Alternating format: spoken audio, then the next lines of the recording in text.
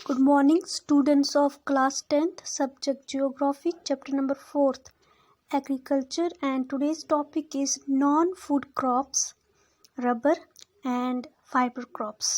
Students, इस वाले जो वीडियो में हम बात करेंगे नॉन फूड क्रॉप्स, जिनका हम खाने के लिए नहीं बल्कि इनका इस्तेमाल हम अदर यूजेस के लिए करते हैं, और साथ में फाइबर क्रॉप्स का मतलब यहाँ पे वो क्रॉप जिससे हमें धागे मिलते हैं, जिससे फिर कोई पहनने वाले या कोई और इस्तेमाल करने वाली चीज़ बनाते हैं।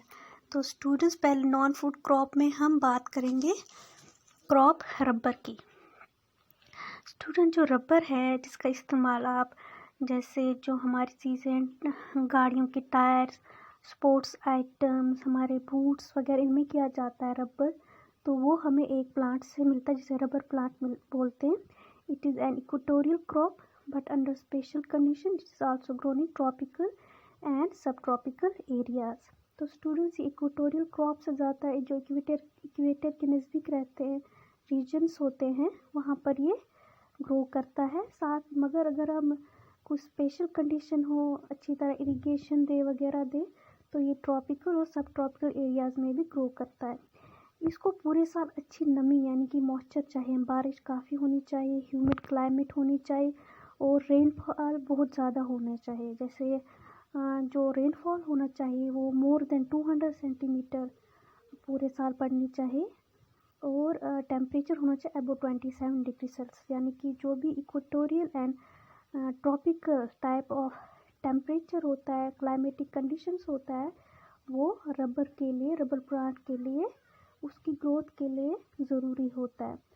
जो रबर है वो एक इम्पॉर्टेंट इंडस्ट्रियल रॉ मटेरियल है, और ये मेनली ग्रो किया जाता है इंडिया में in Kerala, Tamil Nadu, Karnataka and Andaman Nicobar islands and Garo hills of Meghalaya. तो स्टूडेंट्स, ये था नॉन फूड क्रॉप यानी कि rubber plant. Next student, fibre crop, जिससे हमें रेशे यानी धागे मिलते हैं और जिसका इस्तेमाल हम कपड़े बनाने या जो बिछाई की चीज़ें हैं उसके लिए यूज़ होता है। तो नंबर 1 जो फाइबर क्रॉप इसमें आता है, जैसे कॉटन है, जूट है, हेम्प है जिसे गांजा बोलते हैं, और नेचुरल सिल्क है, वो मेजर फाइबर क्रॉप्स है जो ग्रो किया जाता है इंडिया में।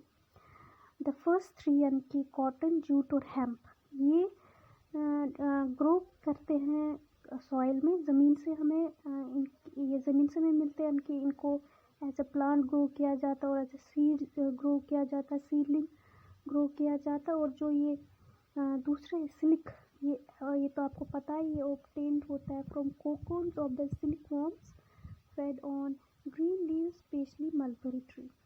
रेयरिंग ऑफ सिल्क वॉर्म, तो हम सिल्क वॉर्म्स को, जो सिल्क के कीड़ों को हम पालते हैं ताकि इनसे जो फाइबर निकले, उसी को कहा जाता है सिल्क फाइबर, और इस तरह की प्रोडक्शन को कहा जाता है सेरीकल्चर।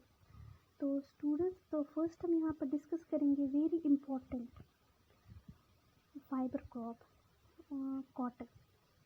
ये जो अपने कपड़े लगा रखे हैं, जो हम कपड़ों का इस्तेमाल करते हैं ज़्यादातर पूरे साल, वो या बाकी जो घर में कपड़ों का यूज़ होता है किसी भी चीज़ के लिए, बिछाई वगैरह के लिए, हल्की बिछाई के लिए, तो उसमें कॉटन का यूज़ होता है। और India is believed to be the home of the cotton plant.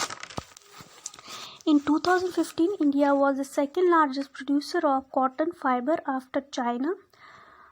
तो आपको ये पता ही होगा कि कॉटन काफ़ी अच्छा ग्रो करता है ड्राइड पार्ट्स ऑफ द जो ब्लैक सॉइल एरिया है डेक्कन प्लेटू के, यानी कि साउथ और वेस्ट इंडिया के जो प्लेटू एरिया जहाँ ब्लैक सॉइल होती है वहाँ ये काफ़ी अच्छी तरह ग्रो करता है। ब्लैक सॉइल कॉटन के लिए सबसे अच्छी मिट्टी मानी जाती है। इट रिक्वायर्स हाई टेम्परेचर, ज़्यादा बारिश नहीं, क्योंकि ज़्यादा बारिश होने से ख़राब हो जाती है, और इरिगेशन भी इसको ज़रूरत पड़ती है, उतनी नहीं मर पड़ती है।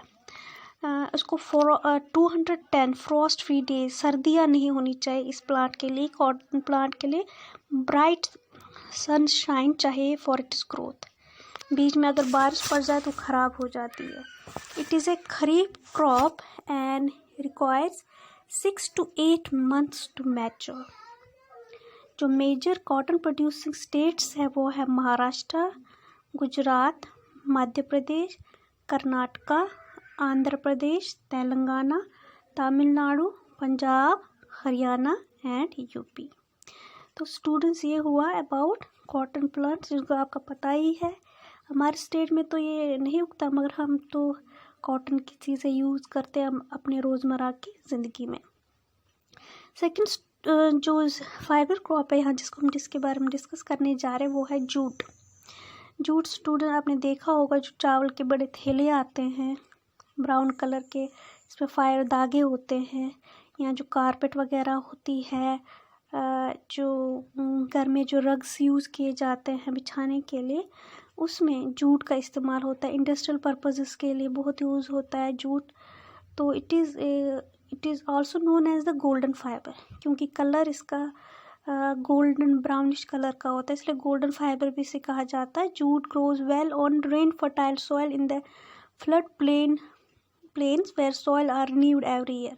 तो जो ये जूट उगता है ज़्यादातर उन एरियाज़ में उगता है जहाँ हर साल दरिया आके अपना मिट्टी जमा करती है। जैसे आपको पता है वेस्ट बंगाल, बांग्लादेश, उड़ीसा का एरिया, जहाँ पर जो नॉर्थ ईस्ट से दरिया आती, गंगा, ब्रह्मपुत्र, वो आके वहाँ पर हर साल अपने साथ जो फ्लड लाती है, साथ में अपने साथ जो मिट्टी लेके आती है हिमालय से ऊपर के प्लेन से, तो वहाँ पर जमा करती है लोअर रीजन्स में। तो यहाँ की जो मिट्टी है काफ़ी ज़रखेज़ हो जाती है, और जो ये जूट है इन्हीं एरिया में ज़्यादा बहुत अच्छी तरह ग्रो करता है। साथ में अच्छा टेम्परेचर, हाई टेम्परेचर भी होना चाहिए। जितने टाइम्स को ग्रोथ हो उतने टाइम्स को हाई टेम्परेचर की ज़रूरत पड़ती है जूट प्लांट को, मॉइस्चर की भी ज़रूरत पड़ती है। और ये काफ़ी ग्रो किया जाता है। West Bengal, Bihar, Assam, Orissa and Meghalaya are the major jute producing state. It is use in making gunny bags, mats, ropes, आपके yarns, carpets and other things. Due to its high cost, it is losing market to synthetic fiber and packaging material, particularly the nylon.